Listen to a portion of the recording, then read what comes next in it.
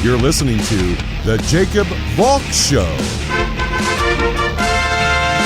He's breaking down the latest and greatest in sports as only he can. Follow him on Twitter at RealJacobValk. Here he is, Jacob Valk.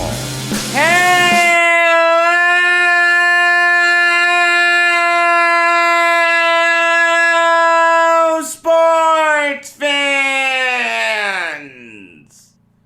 Welcome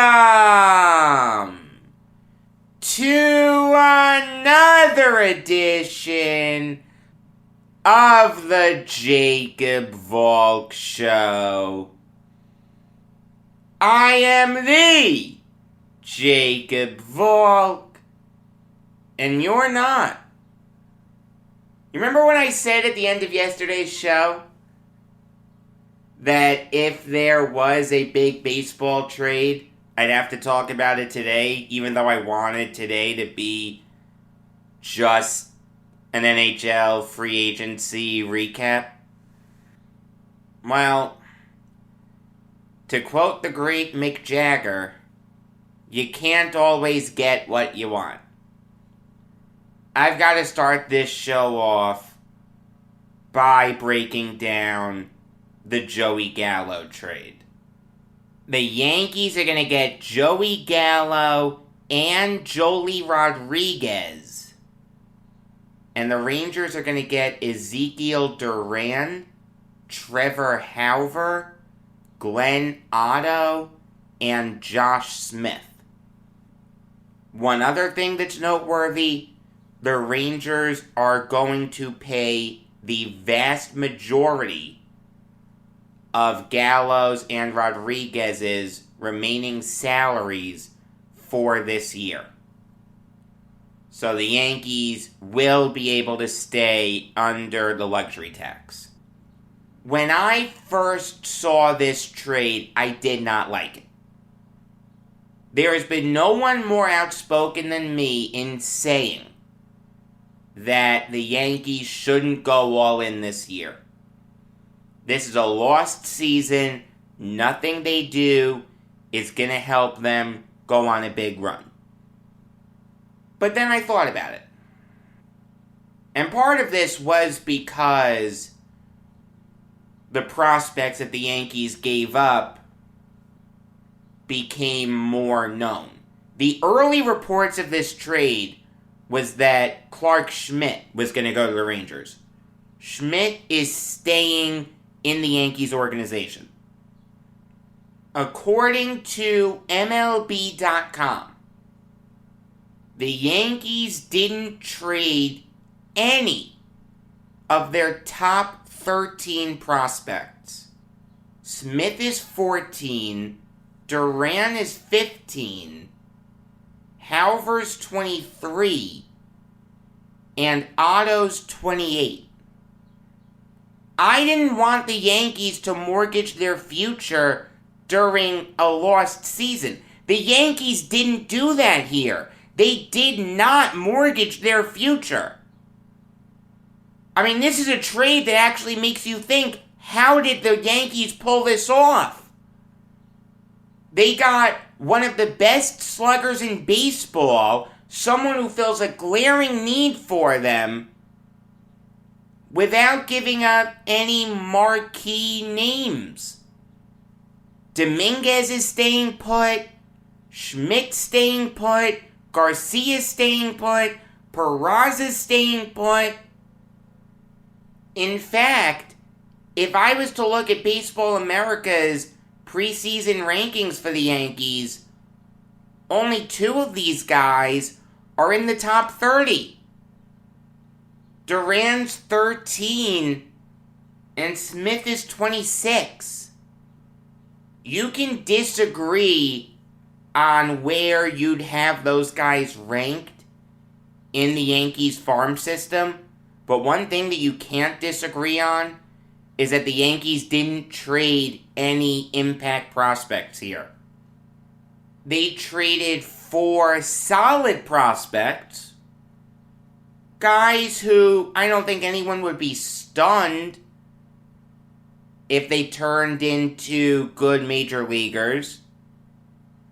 But no one with the ceiling to be great for a guy who, if you were to write down on a piece of paper what the Yankees needed, it would look a lot like Joey Gallo. For the longest time, the Yankees have needed lefty power. All due respect to Rougned Odor, he's turned it on recently, but if everyone's healthy for the Yankees, he's not starting. The Yankees also desperately needed outfield help. Andujar's hurt, Gardner's way past his prime, Frazier's useless, Hicks is useless. Greg Allen seems like he's working out, and I'm willing to ride that train for as long as I can. But the only two outfielders that the Yankees have at this moment are Allen and Judge. I'm tired of seeing Brett Gardner every day. Ryan Lamar has had a couple good moments, but he's hitting .200. Estevan Florial looks like he can be a good major leaguer, but you can do better than him. If you're going to make a serious go at this year, then the Yankees really needed to upgrade their outfield. I mean, I'll say this. From left to right, an outfield of Gallo, Allen, and Judge sounds pretty darn good to me. I know what you're thinking. Oh, Jacob, you're such a hypocrite. You just admitted it. You were calling for the Yankees to pack it in this year and to blow everything up. Now you're praising the Gallo trade. I understand where you're coming from. And if the Yankees were to have given up impact prospects, I'd be killing this trade. Because let's make one thing clear. This trade does not win the Yankees a World Series. I think it's safe to say that they have what it takes to leapfrog the Mariners and to leapfrog the Athletics for the second wildcard spot. And in a one-game playoff, I'll take Gerrit Cole. I don't care what else is going on. If Gerrit Cole is starting that game, and there's a strong chance he will, you can't bet against him. And if I'm looking past that, the Yankees have a better chance now than they did 24 hours ago in getting past the Red Sox or Astros. Do I think they will? No. I'll probably still pick against the Yankees in that series, as much as that kills me to say. But there's another element to this. Finish my thought. Yes, I said that the Yankees shouldn't go all in for this year. But I also said to regroup for next year. Joey Gallo is under contract for next year. So the Yankees added a strong lefty bat who fills a position of need for not just this year, but next year. A year that you can't tell me the Yankees don't have a chance to contend in. They're the Yankees.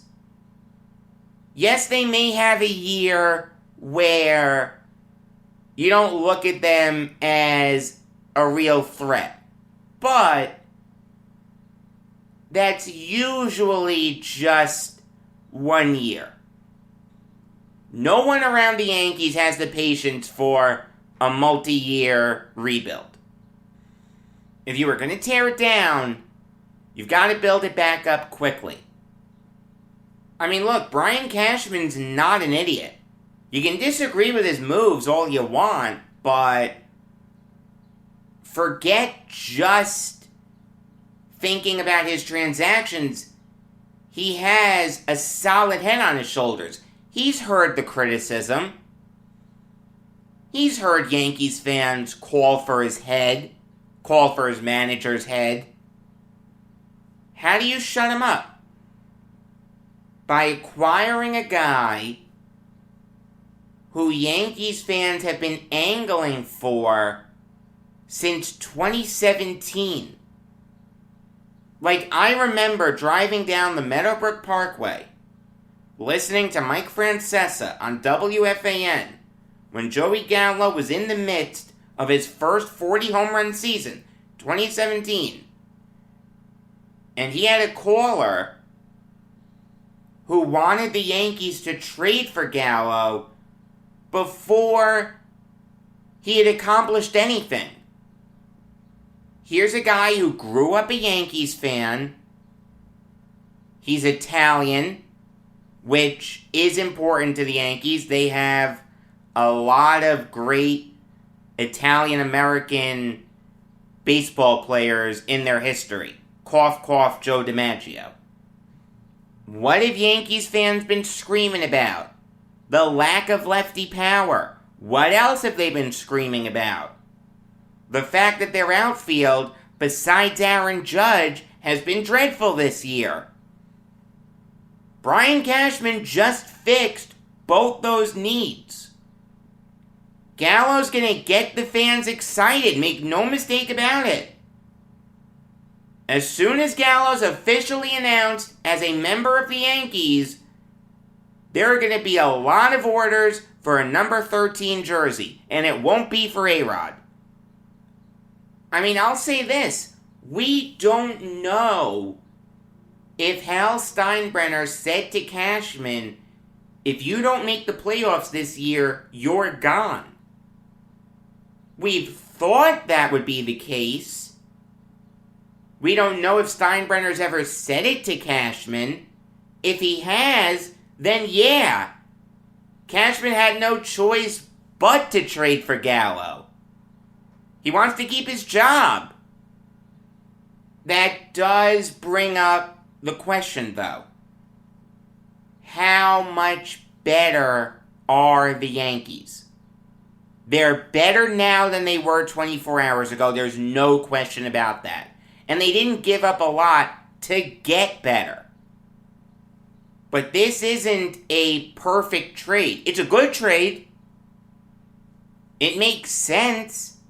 I understand the logic, but this does come with some risk. You can dream about the power that the Yankees lineup has. There's no question that it has some big boppers. Sanchez, Judge, Stanton, and now Gallo. The thing is, though, all four of those guys are going to strike out a ton. There will be moments where those guys come to bat with runners in scoring position and they strike out. They don't move the runner over. I mean, yes, the Yankees needed lefty power, but I can make the argument that more than that, they needed another contact hitter. A guy like LeMahieu or Urshela, who's not feast or famine. Joey Gallo has played in 95 games this year. He has 310 at-bats. He has struck out 125 times. That doesn't work for me. I understand that Gallo gets on base a ton. He draws a lot of walks. He's leading the majors in walks. But I don't want Joey Gallo to do that. If the ball's a millimeter outside the strike zone, swing at the damn thing. Gallo's role on the team is not to draw walks. It is to provide protection for Aaron Judge and Giancarlo Stanton. It's very hard to do that when you're drawing walks, when you're not swinging the bat. Gallo was acquired because with his swing and that short porch in Yankee Stadium, there's a chance that he could hit 50 home runs. You can't do that if you don't swing the bat. And again, I said this before, I'll say it again. I don't think this gets the Yankees past the ALDS. Moreover, if the Yankees don't get past the ALDS, I'm going to come on this show and call for Brian Cashman's and Aaron Boone's heads. 3 out of 4 years, you get eliminated in the ALDS. That doesn't work for me. I'm tired of losing the last game of the season. I want to win. If the Yankees get to the ALCS, maybe I'll be quiet. I'll need to see how it goes. But I'll say this. As Yankees fans, we've wanted George Steinbrenner back for a long time. Because George wouldn't put up with this. You know what? This move has George's fingerprints on it. This is a win-now move where you give up 4 solid prospects. If that's not a George move, I don't know what is. And you've got to commend the Yankees for developing a farm system where they can acquire impact guys for quantity rather than quality. The Yankees gave up 4 solid prospects here. No impact guys. You know when else they did that? 6 months ago, when they traded for Tyon. They traded 4 solid prospects to the Pirates. None of them great. If the best prospect that you're giving up is Miguel Yajure, you're doing something right. This is a really good trade for the Yankees. I wouldn't call it great. I'm not doing backflips over it. Mainly because this doesn't win them a World Series. In fact, I don't even think it wins them a pennant. But they acquired a guy who fills a huge need for them without giving up any impact prospects. Their farm system is still really, really good. And we've heard rumors that the Yankees could swing another trade for Trevor Story and or John Gray. The fact that the Yankees, after trading for Joey Gallo, still have the prospect capital to reasonably think that they can pull off that trade speaks volumes to their farm system. Having said that, though, I don't want Trevor Story. I'm going to say that right now. I do not want Trevor Story on the Yankees. I think his success is because of Coors Field. You take a look at his home and away splits, the difference is glaring. Story's played in 7 more games in his career than he's played on the road. At Coors Field, he's hit .302 with 90 home runs and 263 RBIs. On the road, he's hit .242 with 57 home runs and 160 RBIs. I don't want Trevor Story. I don't think he's any better than Gleyber Torres. John Gray, I'd love. Trey Turner would make a ton of sense. Even though I really don't think the Nationals are gonna blow things up. I understand that the Nationals are out of it, but they just don't strike me as that kind of team that's gonna trade all their stars. I'll say this, the Yankees can stop here and no one will have a problem with it. If they want to keep going, sure, but do it right. John Gray? Sure. Jose Berrios? Sure. Max Scherzer? Sure. Trey Turner? Sure. Trevor Story? Absolutely not. Alright, that's enough baseball. Let's get to hockey. I know that there are a few other baseball trades. I'll talk about those tomorrow after I talk about the NBA draft. But I really want to get into the whirlwind that was the lead up to and the first day of NHL free agency. Just to reiterate, I'm going to go team by team, breaking down what everyone did. That does include trades. But once I get to a trade, I'm just gonna attack it from that team's end. Like the Darcy Kemper trade. When I get to the Coyotes, I'll talk about what this trade means from the Coyotes' end of things. Then when I get to the Avalanche, I'll talk about what it means from that end of things. Okay, enough of the minutia. Let's get into it. The Anaheim Ducks really didn't do a lot except bringing back Ryan Getzlaf on a 1-year deal worth $4.5 million. There were rumblings that Getzlaf would leave the Ducks. I'm glad he didn't. There are just some players that you don't want to see in other uniforms. Like, no one wanted to see Martin Brodeur in a Blues uniform. No one wanted to see Ed Jockerman in a Red Wings jersey. Is Getzlaf the player that he once was? No. But he's still solid. He is the captain.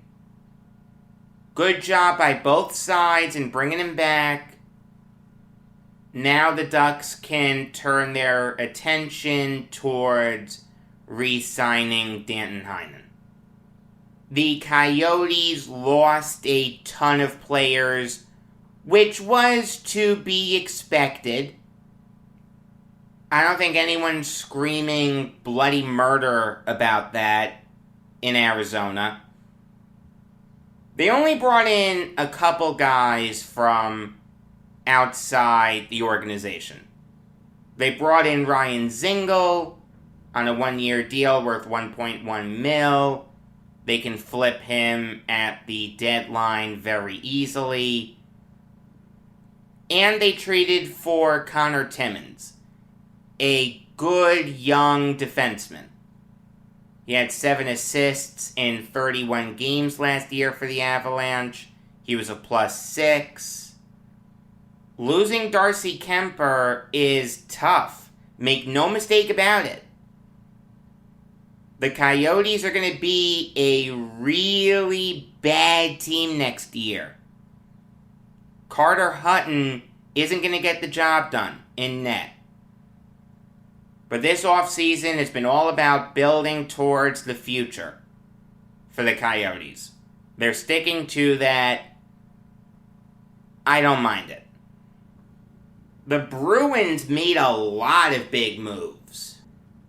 Out with Sean Kuraly, Yaroslav Halak, and Jared Tenorti.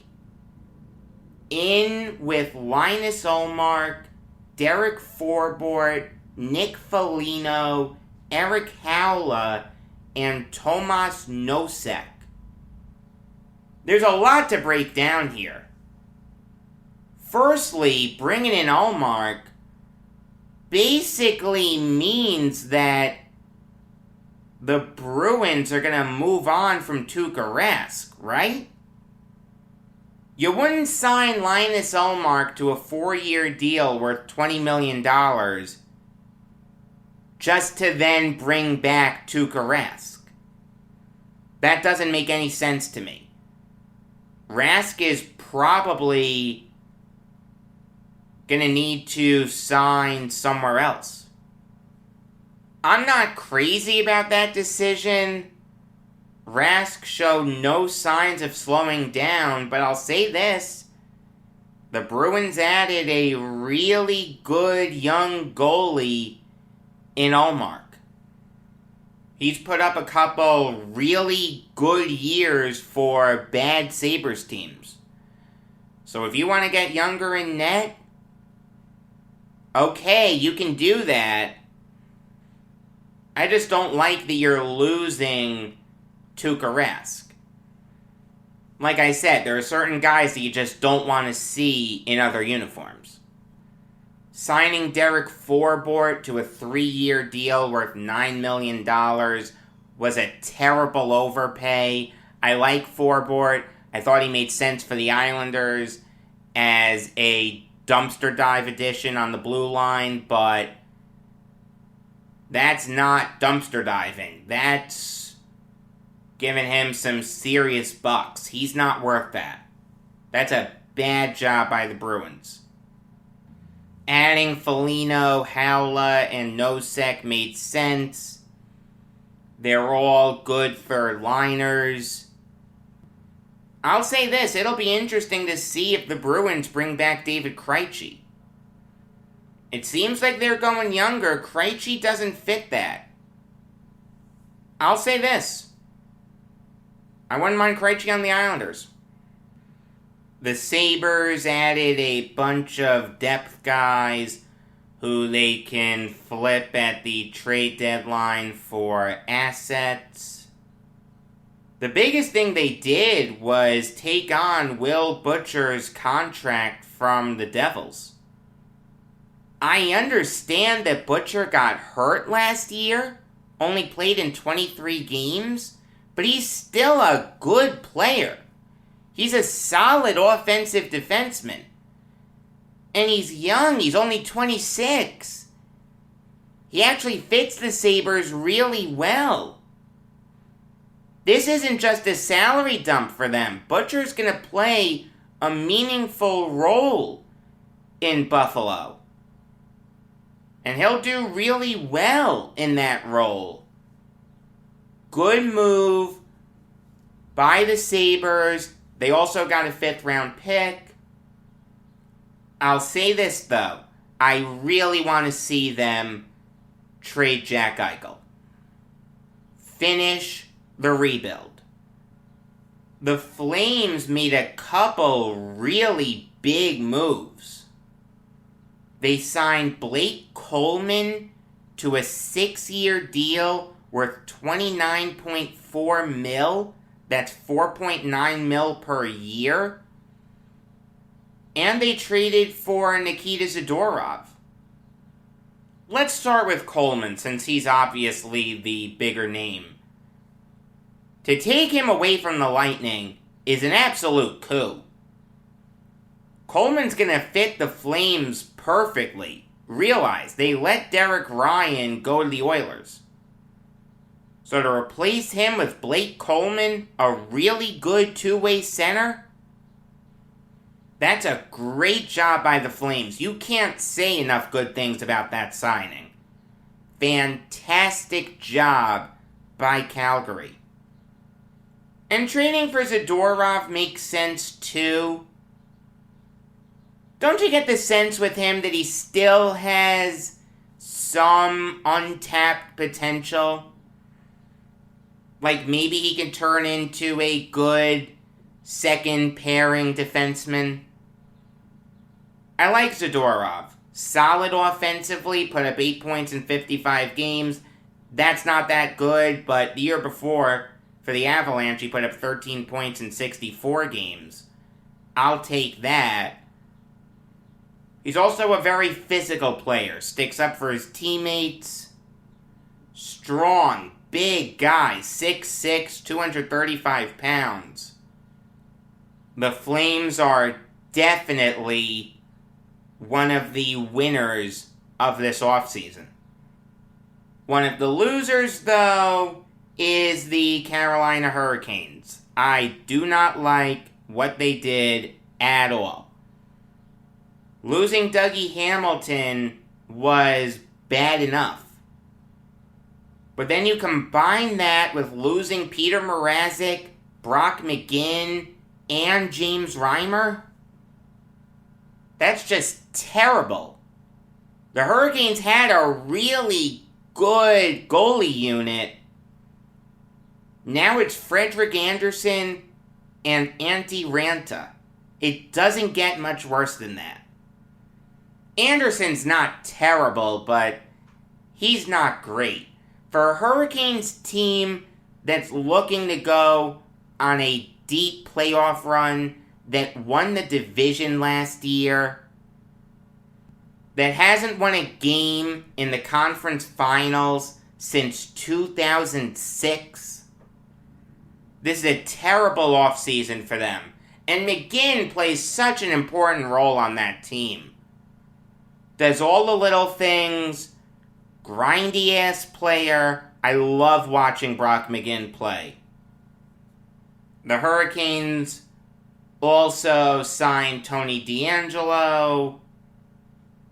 Look, we all know the kind of reputation that DeAngelo has.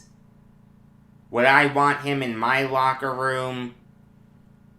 In a perfect world, probably not. But he is a really good young defenseman. In 2019, he put up 53 points for the Rangers. He was a plus 12. He has talent. He just needs to get his head screwed on straight.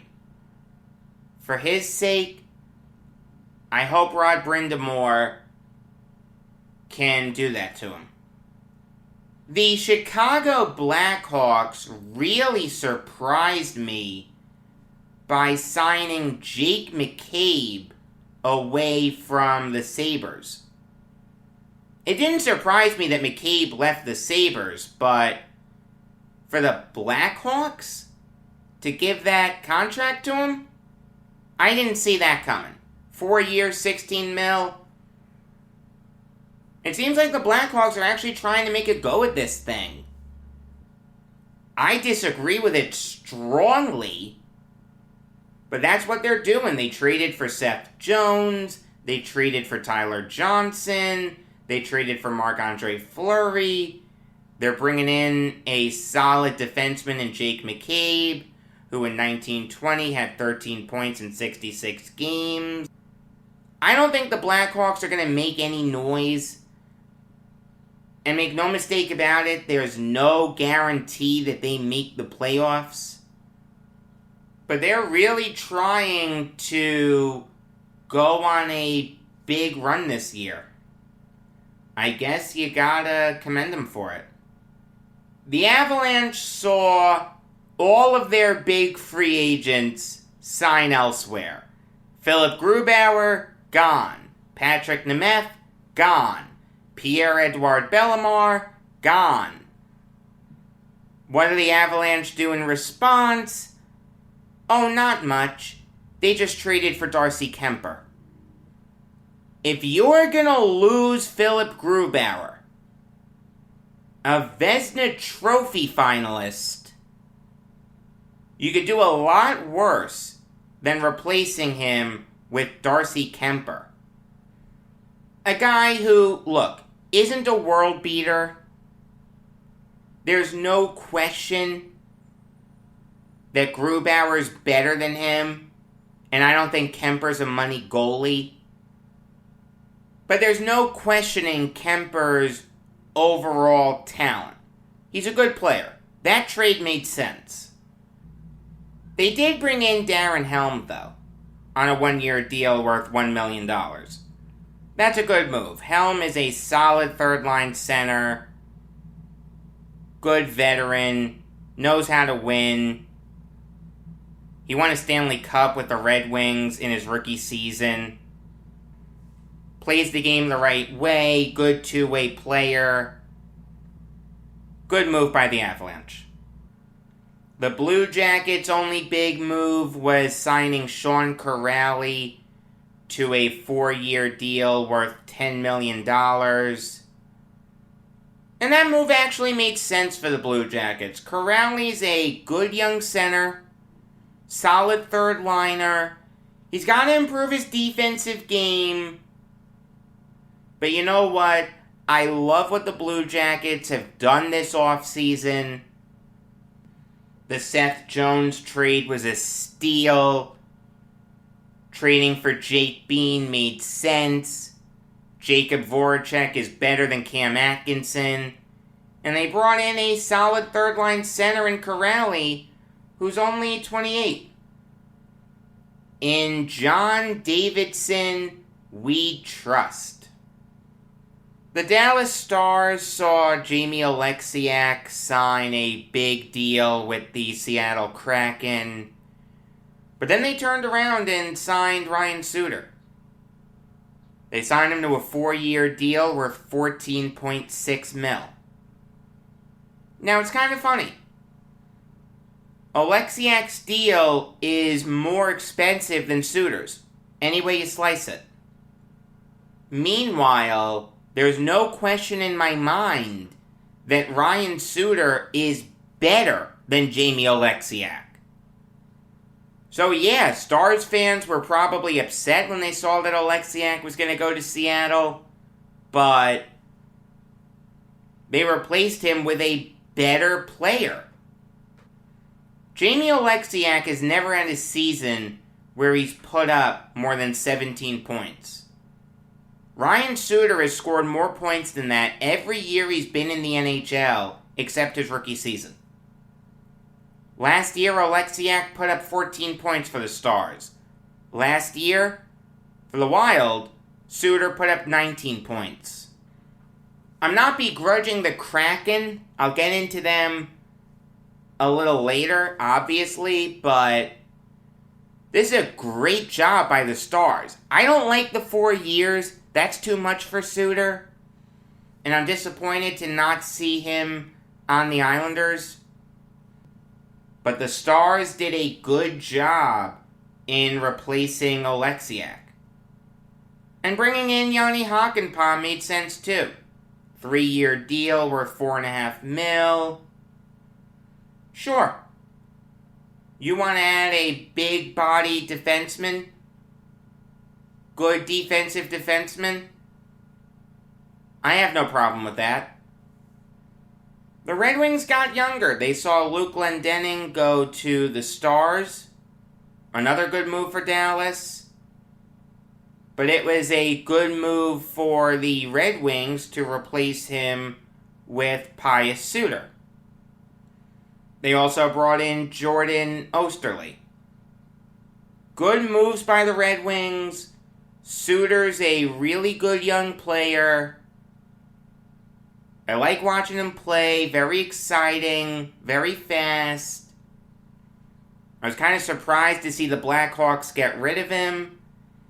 And Oesterle was born and raised in Michigan. So he's playing for his hometown team. He'll be motivated. I like that. Solid offseason for Detroit. The Oilers made their big move kind of early in bringing in Zach Hyman from the Maple Leafs. I spoke about that on an earlier episode of the Jacob Valk Show.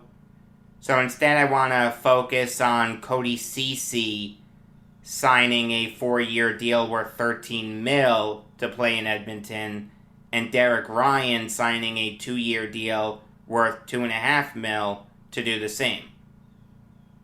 These are good moves by the Oilers. These guys are talented. Cody Ceci's a good offensive defenseman. His defensive game has gotten a lot better the past couple years. You can put Ceci on the second defensive pair, and you'll be fine. I promise you. And Derek Ryan's a really good third liner. That's where he's best suited. The Oilers added a lot of talent this year. Trading for Duncan Keith, bringing in Hyman, bringing in Ceci, bringing in Ryan. It's up to Dave Tippett to get this team over the hump and to actually win the Stanley Cup. I don't know if he can do that. The Panthers didn't do anything in free agency. They saw Alexander Wenberg join his former teammate Chris Drieger in Seattle, so I'll skip over them and move right on to the Los Angeles Kings, who signed Philippe Danault to a 6-year deal worth $33 million and signed Alex Edler to a 1-year deal worth $3.5 million. The Kings decided to pay on past production this offseason. I don't like when teams do that. Danault had by far and away the worst year of his career last year. He put up just 24 points. Yes, he finished 6th in Selke Trophy voting. He's an excellent defensive forward, but you don't give a guy like that $5.5 million per year. The same thing holds for Alex Edler. Consistent 30-point getter, but last year he fell off a cliff. He only had 8 assists. Can Danault turn it around? Can Edler turn it around? The answer to both is yes. I don't mind the Edler move because it's only 1 year, but to sign Danault to a 6-year deal, that's risky. That can blow up in the Kings' face. I can't get behind it. The Wild added some veteran presence on the blue line. They signed Alex Goligoski to a 1-year deal worth $5 million. One of the best free agent defensemen there was. The Islanders could have easily matched that contract. And they signed Dmitry Kulikov to a 2-year deal worth $4.5 million. That is a terrible move. Kulikov is past his prime. Okay? It's clear as day. This guy hasn't had more than 11 points in a season since the 15-16 season. He only had 4 assists in 48 games last year. They're going to sign him to a 2-year deal? A 1-year deal I could understand. You want to take the chance that you can fix him? I'm okay with that. 2 years, $4.5 million, $2.25 million a year? No, I can't get behind that. Bad job by the Wild there. But a great job in adding Goligoski. So I guess in a weird way, it evens itself out. The Montreal Canadiens replaced Danault with Mike Hoffman and David Savard. Savard signed a 4-year deal worth $14 million, and Hoffman signed a 3-year deal worth $13.5 million. Make no mistake about it, the Canadiens just got a lot better. Mike Hoffman is better than Philippe Danault. He's not as good defensively. There's no question. But Hoffman's a consistent 20-goal scorer. There's no chance on earth that Danault will ever do that. As for David Savard, it's nice to see another Savard in Montreal. He had a bad year last year. Only 6 points in 54 games. He was a -27. But in the past, Savard has shown that he's a good teammate. Good at setting up his forwards. Solid two-way defenseman, not afraid to throw the body.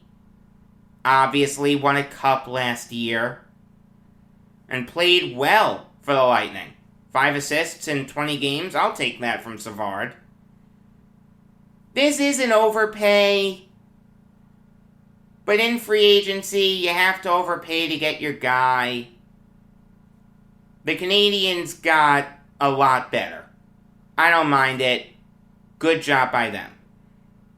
The Predators re-signed Mikael Granlund to a 4-year deal worth $20 million. Great move there. Granlund had 27 points in 51 games last year. Really good offensive player. Not the best defensive player in the world, but Granlund's in the prime of his career. He's 29. He'll give you solid production all throughout the length of this contract. Let's see if they can re-sign UC Saros to a big deal. You can't overstate the importance of that.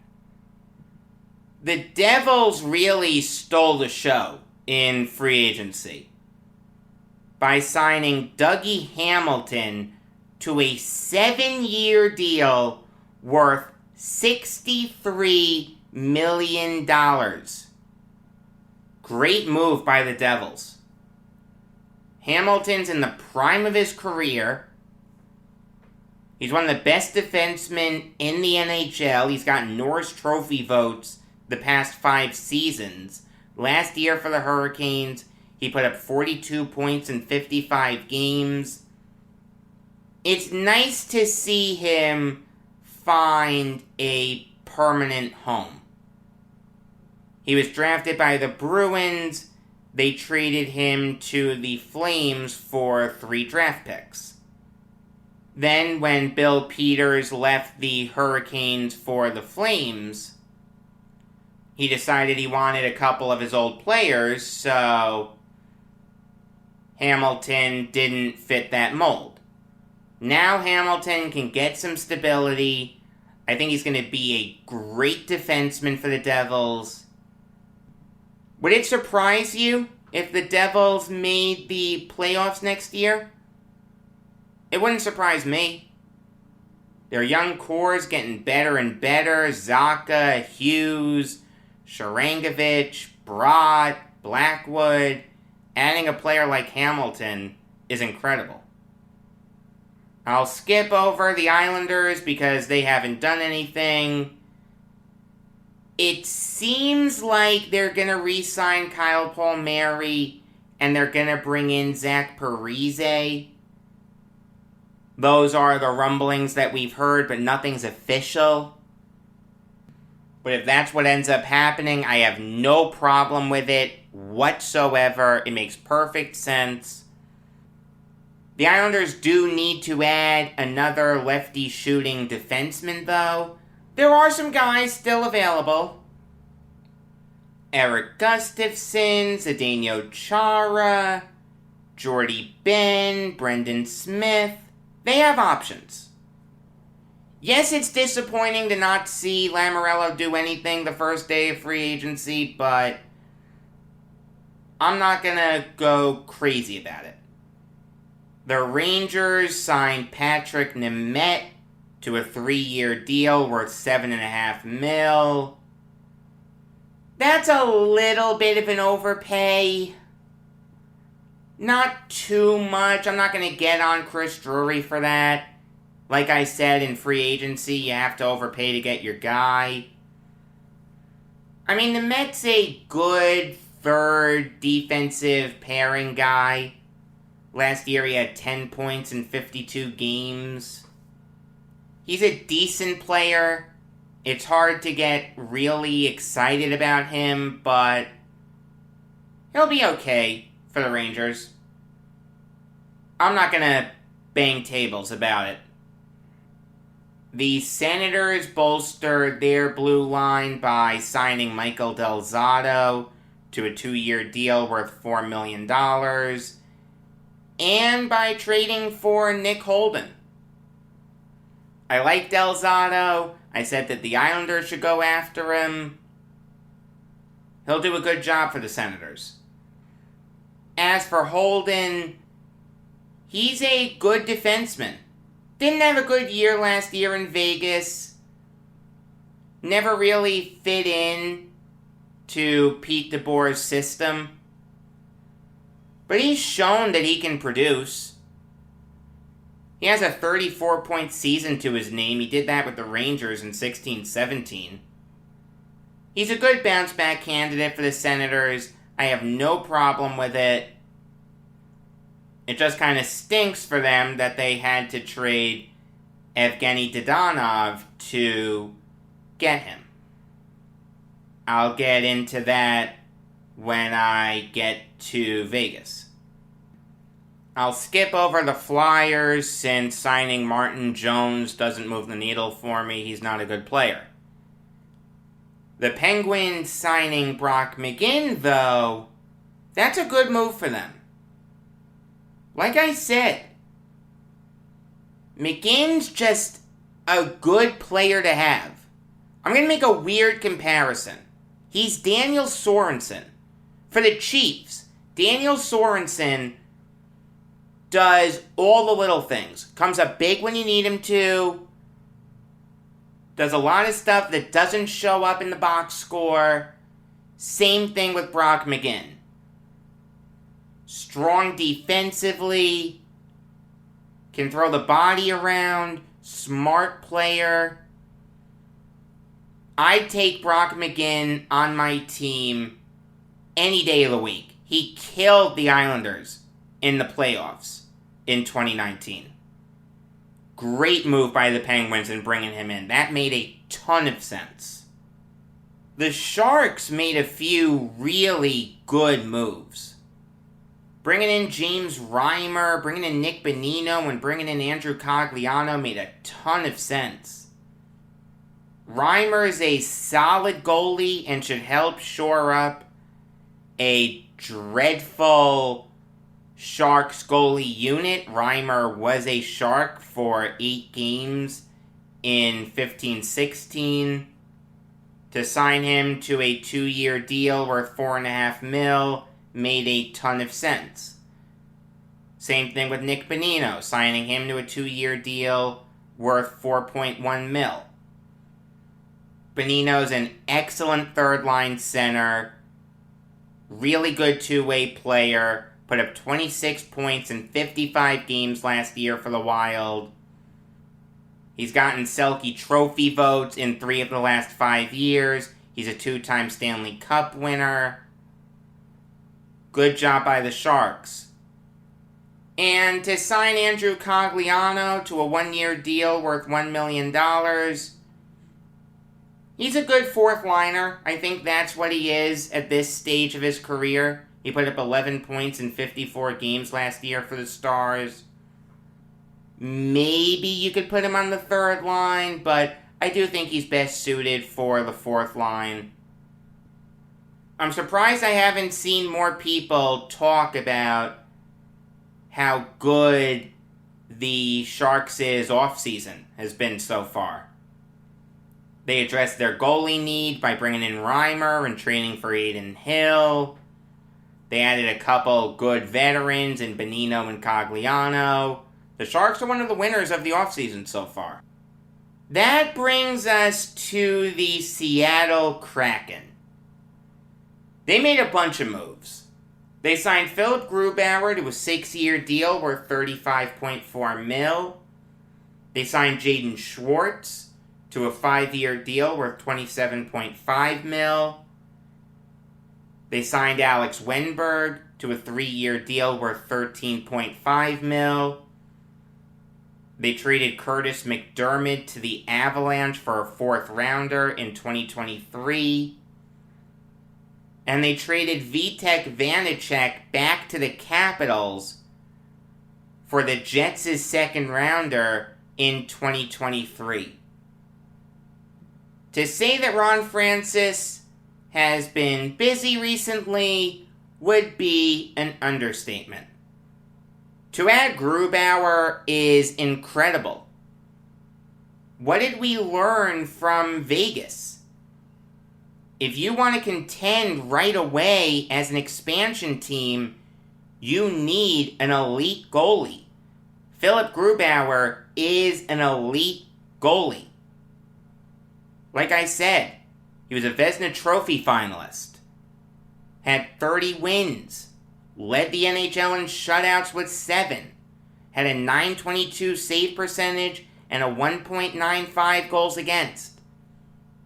Philip Grubauer to be backed up by Chris Driedger? That's one of the best goalie duos in the NHL. Fantastic job by Francis. Jaden Schwartz had a bad year last year, only put up 21 points in 40 games. That's the lowest point total he's had in a season since the 12-13 season. But we know the player that Schwartz is. A great second liner. Obviously, he won a Stanley Cup a few years ago. Was great in their cup run. Put up 20 points in 26 games. The former Blue is going to do great things for the Kraken. Alex Wenberg is a really good third liner. Plays the game the right way. Put up 29 points in 56 games last year. Developed a scoring touch last year. Something that he's never had before. He put up 17 goals last year. That's a career high. It'll be interesting to see what Wenberg the Kraken get. The goal-scoring Wenberg or the playmaking Wenberg. Either way, you're getting a good player. I'm okay with the Kraken trading Curtis McDermott. He's nothing special. The Kraken have more than enough defensemen. And if you're going to sign Grubauer, trade Vanecek. I have no problem with that. To trade him back to the Capitals is interesting. You've heard of buyer's remorse? This is seller's remorse. Alright, you can take Vanecek. That's okay. We're fine with Ilya Samsonov, and we'll sign a backup goalie in free agency. No, wait, we changed our mind. Here's a second rounder. We want him back. The Kraken were like, sure, we'll do it. We're going to sign Philip Grubauer. Here you go. I don't remember that happening with Vegas. Them drafting someone in the expansion draft just to trade him back to the team that left him exposed a few days later. The Blues stayed quiet in the first day of free agency. Then they made some noise in the second day. They signed Brandon Saad to a 5-year deal worth $22.5 million. This is a devastating loss for the Avalanche, but a great move by the Blues. To lose Jaden Schwartz and then to replace him with Brandon Saad, I'm fine with that. Saad knows how to win. He won 2 Stanley Cups with the Blackhawks. He put up 24 points in 44 games last year for the Avalanche. Really good goal scorer. He'll do great things for the Blues. But this is going to start the domino effect. I don't think the Blues would sign Saad if they were going to bring back Vladimir Tarasenko. I think Tarasenko's on his way out of St. Louis. One team that's been heavily linked to him is the New York Islanders. I'd take Tarasenko. I don't know what that means for Parise and Palmieri, because I would like to see Oliver Wahlstrom have a regular role for the Islanders. But maybe you would need to trade Wahlstrom to get Tarasenko. I could be talked into that. I wouldn't love it, but I wouldn't hate it. There are a lot of moving parts here, both for the Blues and the Islanders. For a team in cap hell, the Lightning made a couple notable signings. You knew Blake Coleman was going to leave. You had a sense that Tyler Johnson would go. The Blackhawks got salary cap relief in the form of Brent Seabrook, who's a long-term injured reserve candidate. David Savard leaving was tough. But the Lightning did a solid job in filling their holes. They signed Zach Bogosian to a 3-year deal worth $2.55 million. And they signed Pierre-Edouard Bellemare to a 2-year deal worth $2 million. I'm fine with the Lightning banking on Bogosian as a bounce-back candidate. Realize, he was with the Lightning in the bubble. He won a cup with the Lightning. He played in almost every playoff game for the Lightning. I wouldn't have given him 3 years, but at $850,000 per year, I can't get upset at it. Adding Bellemare is a sneaky good move. He was an important player for the Avalanche last year. Good bottom six forward. He'll do a really good job for the Lightning. The Lightning also signed Corey Perry to a 2-year deal worth $2 million. If you can't beat him, join him, right? Perry loses to the Lightning as a member of the Canadiens. He loses to the Lightning as a member of the Stars. Now he joins the Lightning. Unreal. Perry's still a really good player. He's never going to win another Hart Trophy. But he's put up back-to-back 21-point seasons. He'll do an excellent job for the Lightning. You've got to commend them for their cap wizardry. The Maple Leafs got better around the edges. They added some depth pieces. The biggest one being Peter Mrazek. Presumably he'll be Jack Campbell's backup. That's a really, really good move by the Maple Leafs. Mrazek signed a 3-year deal worth $11.4 million. That's $3.8 million per year. That's a little rich for a backup goalie. Maybe they'll do a 1A, 1B type thing. I'm okay with that. That's a great setup. You know I like Jack Campbell. You know I like Peter Mrazek. If that's your goalie duo, it doesn't get much better than that. The Canucks made a lot of moves involving their blue line. Obviously, they let Alexander Edler go to the Kings. They traded Nate Schmidt to the Jets. They re-signed Travis Hamonic to a 2-year deal worth $6 million. They signed Tucker Poolman to a 4-year deal worth $10 million. And they signed Luke Schenn to a 2-year deal worth $1.7 million. Bear in mind, they also traded for Oliver Ekman-Larsson less than a week ago. The thing is, though, despite all that, I don't know if the Canucks blue line is that much better. Let's think about this logically. They brought in Ekman-Larsson, Poolman, Hamonic, and Schenn. They lost Edler and Schmidt.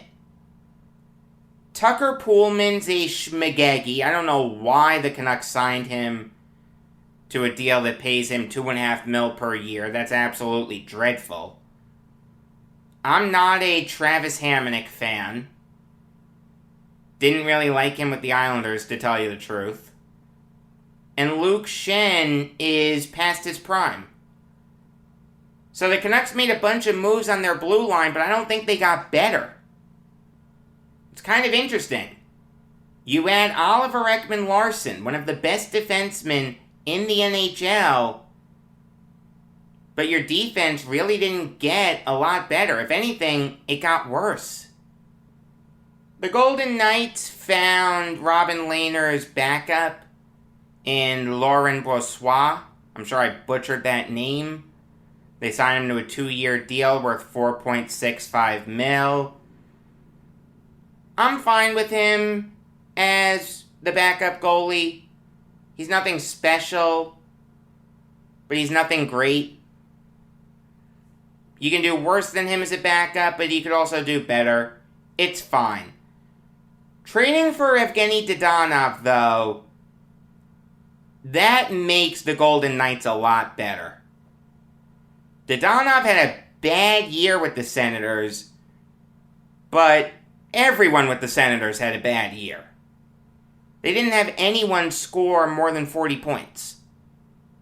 Since coming back into the NHL, Dadonov has been a really good player. The trade of Nick Holden and a 3rd rounder is more than fair. He's better than Tomas Nosek.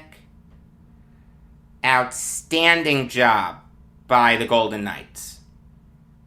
The Capitals signed Dylan McIlrath to a 2-year deal worth $1.5 million. They traded Brendan Dillon to the Jets for 2 second-rounders, and like I said, they brought back Vitek Vanacek. Signing McIlrath makes no sense. He's not a good player. He hasn't scored a point in the NHL since December 13th, 2016. He's not even good as a depth defenseman. Bad job by the Capitals in bringing him in. If this was a 1-year deal, I could get behind it. A 2-year deal, no. That's a terrible job. In essence, what you did is you traded Brendan Dillon so that you could open up a spot for McIlrath. That's how I'm interpreting this. On what planet is Dylan McIlrath better than Brendan Dillon?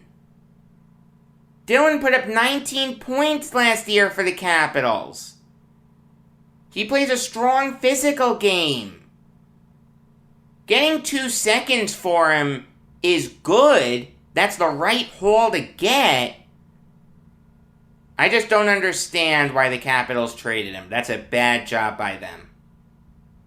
Hey, the Jets were the beneficiary. They got a good defenseman in Dillon, a good defenseman in Nate Schmidt. Give the Jets credit for taking advantage of other teams' stupidity. They were more than happy to let Pullman walk. They were more than happy to not overpay for Forbort.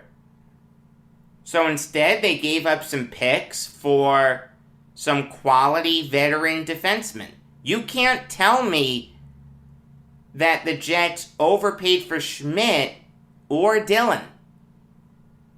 Outstanding job by both Jets teams. The Winnipeg Jets in bringing in these 2 veteran defensemen, and the New York Jets for finally signing Zach Wilson. Should that have gone on as long as it did? The answer is no, but a week from now, no one's going to remember it. The first part of tomorrow's show will be me breaking down the big stories from the NBA draft. The second part will be me breaking down all the trades that happened in advance of the MLB trade deadline. So you're going to get the show at some point in time between 4 and 5 p.m. Until then, I am Jacob Valk. And always remember, if you disagree with me, you're wrong.